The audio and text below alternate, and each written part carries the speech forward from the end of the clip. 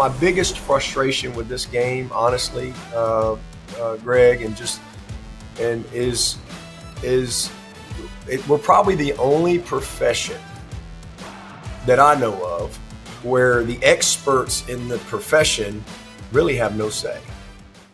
And because there is bad, and again, there's good coaches, there's bad coaches, there's good bankers, there's bad bankers, there's good teachers, there's bad teachers, there's good preachers, there's bad preachers, right? There's good politicians, there's bad politicians. There's good and bad in everything. We know that. But our profession, it really is. I mean, we have, like, we could fix, like, football people could fix football problems like that. But we really don't have the opportunity to do that. Well, that's one of the problems is we're trying to be the NFL with 131 teams. Yeah. And we're trying to be the NFL with collegiate scholar athletes. And, it's interesting. And I get beat up for this all the time. I don't really care. It's like the only time we want to listen to the player on everything, like everything. And I'm all for expanding the playoff. Great. I got no problem with it. Sure. But I want to do it in a way that's healthy for the player. Yeah. And what bothers me about the expansion of the playoff is when all this was coming about, I don't know, a few years ago, we were kind of given a charge by our commissioner to go and talk to our team and ask them, hey, this is what was coming down the pipe. Here's what it's going to look like. Wanted the feedback. And I met with my team. I'll never forget it, and I kind of laid it out for them. Here's where we are. And they all looked at me like I was crazy, like I had three eyeballs. Like, yeah. So we got to play how many games? Wait, what? You mean to tell me we got to start in July and we're going to finish later in January? Oh, and we just beat Alabama and now we got to go play Georgia next week? Yeah. Or you beat Ohio State, Alabama, now you got to go play Georgia? I mean, it's like, and these are guys that have pro aspirations. And until you've been through a season of 15 games at this level, it's hard to really have that perspective. Yeah. And so the interesting thing about the whole dynamic to me when all that was coming about, and so I was asking, I just gave the feedback, but nobody listens. Like it's the only, like we listen to the player on all these things, but when it comes to, like, they don't want to start earlier in July, they don't want to go later in January. Oh, finals? Who cares? Like no, it's like it just falls on deaf ears. And so, okay, because I'm like, all right, well, if we can't just keep expanding college football, and now where we are, you're gonna have to play 17 games. Yeah, and so that's a lot for a college player. What's very simple in our world, things that we could fix.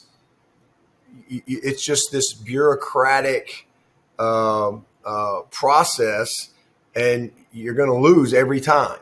And so it's going to take 2 years, or it's going to take something bad happening to create change. So that's one. And then you have what the NCAA Council, and that's like a whole nother deal. So now it's not just the football stuff. Now it's got to be the same for football and soccer and tennis, and that's not realistic.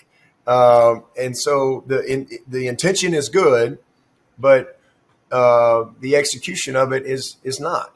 And so I would honestly, if I was, had that power, I would blow it all up, and I would create some criteria. And here's this world right here, and I would separate football. Honestly, I would separate football. I would create some type of situation where you have a commissioner and maybe a board, and things could be streamlined and things could be efficient.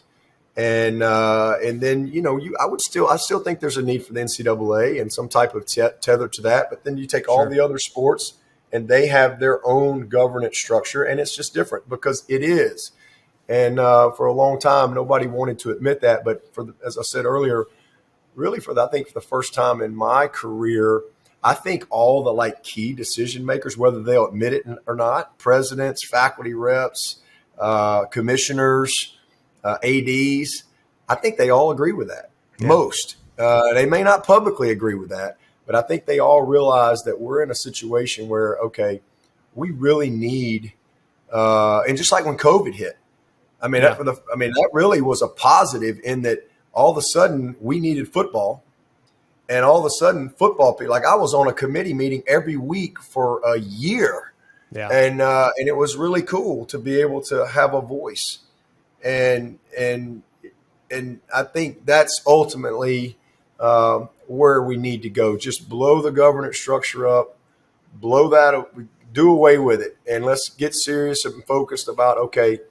here's the schools that can operate, whether it's a new league, a new division, whatever it is. I think most football people know that's where it's going.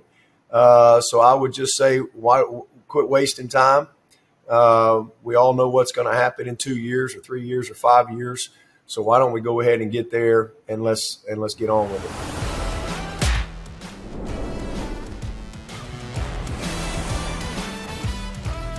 Hey guys, it's Greg McElroy. Thanks for watching Always College Football. Make sure you like, rate, and subscribe to ESPN's YouTube channel and wherever you listen to your podcasts.